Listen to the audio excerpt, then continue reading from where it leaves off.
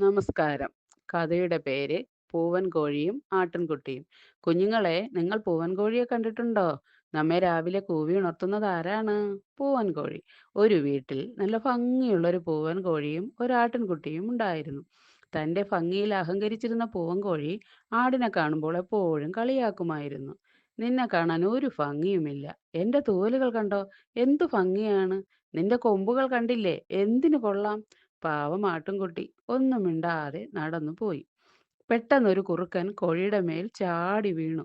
കോഴി ഉറക്കെ കരഞ്ഞു. കൊക്കരക്കോ, കൊക്കരക്കോ, കൊക്കരക്കോ, എന്നെ രക്ഷിക്കണേ എന്ന് കരച്ചിൽ കേട്ട് ഓടി വന്ന ആട്ടിൻകുട്ടി തന്റെ കൊമ്പുകൾ കൊണ്ട് കുറുക്കനെ കുത്തി ഓടിച്ചു. കുറുക്കൻ ഓടിപ്പോയി തന്റെ ജീവൻ രക്ഷിച്ച ആടിനോട് പൂവൻ കോഴി നന്ദി പറഞ്ഞു. പിന്നീട് ആടിനെ പൂവൻ കോഴി കളിയാക്കിയിട്ടേയില്ല. കുഞ്ഞുങ്ങളെ, നാം ആരെയും കളിയാക്കാൻ പാടില്ല. എല്ലാവർക്കും ദൈവം ഓരോ കഴിവുകൾ തന്നിട്ടുണ്ട്. എന്റെ കഥയിലെ ഗുണപാഠം: ആപത്തിൽ സഹായിക്കുന്നവരാണ് യഥാർത്ഥ കൂട്ടുകാർ. നന്ദി, നമസ്കാരം.